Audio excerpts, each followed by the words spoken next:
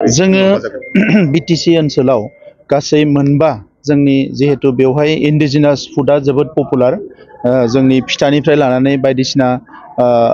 ओंखाम ओंख्रिफ्रा जोबोद माने पपुलार आरो डेलिशियास मानसिफ्रा मोजां मोनो आरो जोंनि दानाय लुनायफ्रावबो गोबां जिखिनि प्रडाक्ट बिखौ माने मानसिफ्रा नायगिरो दा बेनिखायनो जोङो गासै मोनबा बेबायदि एम्परियाम आरो फुड कर्ट बानायनायनि थांखि लादोंमोन दा फार्स्ट नैबे नाग्रिजुलियाव बियो जाग्रोबाय आरो दिनै बेखौ बेखेवनाय जाबाय बिनि उनाव बेवहाय मोनसे कमिटि दानाय जागोन WBTनि आन्डाराव आरो बे कमिटिया बेखौ सामलायगोन आरो बेवहाय जोंनि लकेल आइजोफ्रा सेल्फ हेल्प ग्रुप माने आइजोफोर जिफोर प्रडाक्ट खालामो बेखौ बेयाव लाबोनानै फाननो हागोन आरो बेवहाय गासैबो फेसिलिटिया थागोन बेवहाय ओंखायनो आरो बे सेकिउर्ड जागोन दा बेखौ लानाय जादों आरो नैबे जायगाखौ सायख'नाय जादों बेवहाय बगामाथि जोंहा टुरिजिम दङ गोबां बेवहाय टुरिस्ट प्लेसफोर दङ मानसिफ्रा थांलाय फैलाय खालामो बे लामाजों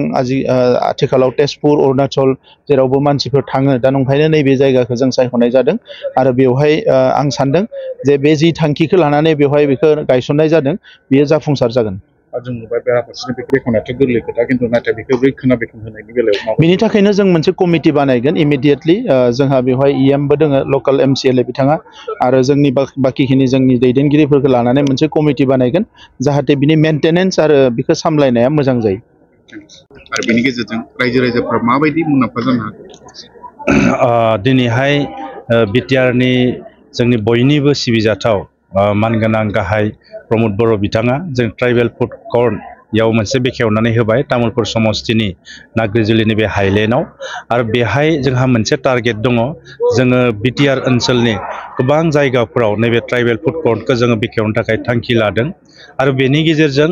जोंनि लकेल ओनसोलनि गोबां सुबुंफ्रा बेवहाय मुलाम्फा जागोन माबायदि होनब्ला बेवहाय जोङो डिफारेन्ट मोनसे जोङो दखानफोर बेवहाय होनो हागोन दा नैबे जोंनिया उदालगुरि तामुलपुर टु इउटि रड बेवहाय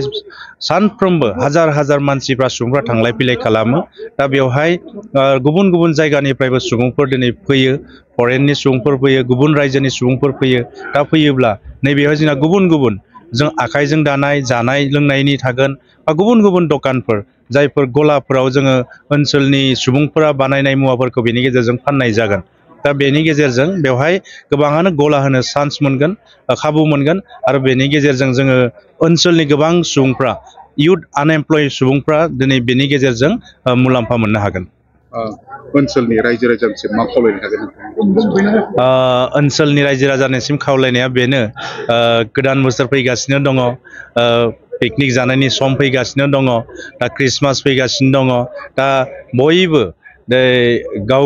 जिहेथु बयबो बेस्थ' थागोन ख्रिस्टमासाव थागोन बा गोदान बोसोरनि बयबो लावखार ओंखाम जानायाव बेस्थ' थागोन दा बेफोराव जाहाथे बयबो गावनि जिउखौ साननानै मोनसे डिसिप्लिन आरो नोरोम आखुजों जाहाथे बयबो गोदान बोसोरखौ बरायो आं बेखौ खावलायगोन मानोना दिनै एक्सिडेन्टआ जोबोर गोसारगासिनो दङ जेरावबो एक्सिडेन्ट बारायगासिनो दङ जाहाथे जों रावनिबो सुबुंनि जिउ गोमाया नै गोदान बोसोराव पिकनिक जानानै दा आं बेखौ खावलायदो बेखायनो बयबो जोथोनै पिकनिकखौ न'खरनि सोद्रोमाजोंनो जा बा लोगोफोरजोंनो जा खिन्थु गावनि जिउखौ गिबियाव साननानै मोजाङै पिकनिकखौ जानांगौ आरो गोदान बोसोरनि बयनिसिमबो गाहाम हामलायनाय थाबाय আমাৰ বিটিআৰ অঞ্চলত দুটা tribal emporium and food court আমাৰ দিয়া হৈছিলে তাৰে মাজত এটা আমাৰ নাগ্ৰিজুলি এই আইলেণ্ড নাগ্ৰিজুলি আইলেণ্ড বুলি আমি কওঁ এই ঠাইডোখৰত আৰু এইটো আমাৰ ইউটি ৰোডৰ কানেক্টিং হয় ইউটি ৰোডৰ লগত লাগি আছে খুব ধুনীয়া এটা নেচাৰেল বিউটিও ইয়াতে আছে ইয়াৰ পৰা বগামাটি অতি ওচৰত তাৰ কাৰণে আমি এইটো জেগাত tribal emporium and food court আমি পাতিছোঁ যাতে বিভিন্ন জাতি জনগোষ্ঠীৰ মানুহসকলৰ ইয়াতে ফুডটো আমি শ্ব' আপ কৰিব পাৰোঁ ইতিমধ্যে আপোনালোকে গমেই পাইছে কিছুমান আমাৰ এথেনিক ফুড ইতিমধ্যে GI টেগ পাইছে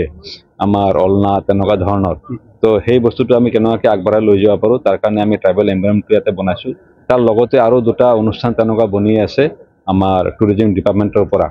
ইয়াতে আমাৰ এটা হেপেনিং প্লেচ আমি এটা সময়ত হ'বলৈ গৈ আছে বুলি আমি ভাবোঁ কাৰণ যেহেতু বগামাটি একদম ওচৰতে আৰু বগামাটিত লাখ লাখ মানুহ পিকনিক খাবলৈ আহে তো তেওঁলোকে ইয়াতে বিভিন্ন এক্টিভিটিজ যাতে আমি কৰিব পাৰোঁ লাইক পাৰা মটৰ আমাৰ হট এয়াৰ বেলুন আৰু বিভিন্ন ধৰণৰ অনুষ্ঠান প্ৰতিষ্ঠানবোৰ আমি ইয়াতে পাতিব পাৰোঁ তাৰ কাৰণে নিডি ইনফ্ৰাষ্ট্ৰাকচাৰ যিখিনি প্ৰয়োজন আছে এইখিনি আমি প্ৰয়োজনখিনি আমি আজি প্ৰমোদ বড়োৰ নেতৃত্বত আমি কৰিবলৈ সক্ষম হৈছোঁ আগন্তুক দিনত মই ভাবোঁ যে নাগ্ৰিজুলি অঞ্চলটো আমাৰ টুৰিষ্ট স্পট হিচাপে পূৰা গোটেই অসমৰ মেপত এইটো আহি যাব। খুব ধুনীয়াকৈ ঘৰখন বনালে, কিন্তু সেইখিনি ৰক্ষণাবেক্ষণ দিয়াৰ ক্ষেত্ৰত বহুত জায়গাত দেখিছো মানে সোনকালেকে বেয়া হয়। তাৰ কাৰণে কি ব্যৱস্থা ল'ব? তাৰ কাৰণে আমি ইতিমধ্যে কমিটি এটা বনাবৰ কাৰণে আমি এয়া কৰিছোঁ। এই কমিটিৰ জৰিয়তে আমাৰ গোটেইখিনি ৰক্ষণাবেক্ষণ হ'ব, চকীদাৰ থাকিব, আমাৰ মেনেজমেণ্ট কমিটি থাকিব, তেওঁলোকৰ জৰিয়তে এইটো মেনেজ হ'ব। ইয়াৰ জৰিয়তে লোকেল যিখিনি মানে অবভিয়াছলি হয়, লোকেল মানুহ ইয়াতে এংগেজমেণ্ট পাব। লোকেল মানুহে ইয়াতে ওদালগুৰিৰ পৰা ইয়াতে আহি কিনে কোনো দোকান নিদিয়ে, তো আমাৰ নিশ্চিতভাৱে আমাৰ নাগ্ৰজুলিৰ আশে পাশে মানুহখিনিয়ে ইয়াতে এই সুবিধাটো পাব বুলি আশা ৰাখিছোঁ। পৰৱৰ্তী পৰ্যায়ত আৰু মানে কষ্ট বৃদ্ধিৰ কাৰণে কি কৰিব যিটো সৌন্দৰ্য? নাই, ইয়াৰ কাৰণে আৰু বহুত পৰিকল্পনা আছে ভৱিষ্যতত। আমাৰ ইয়াতে এটা ক্ৰক'ডাইল পাৰ্কৰ এটা প্ৰপ'জেল আমি দিছিলোঁ, এটা মাটি আমাৰ ওচৰতে আছে। তাৰপিছত ইয়াতে কাষতে আমাৰ নাগ্ৰজুলি ডিগ্ৰী কলেজৰো হোৱাৰ এটা আশংকা আছে। ইতিমধ্যে আমি অনুমোদন পাইছোঁ, কিন্তু ঠাইডোখৰ আমি ফাইনেলাইজ কৰা নাই। কিন্তু এইটো ঠাইতে ওচৰতে আমাৰ হোৱাৰ কাৰণে এইটো ফাইনেলাইজ কৰিব পৰা এনেকুৱা ব্যৱস্থা আছে। তাৰপিছত BTCত আমাৰ কোনো ISBT নাই।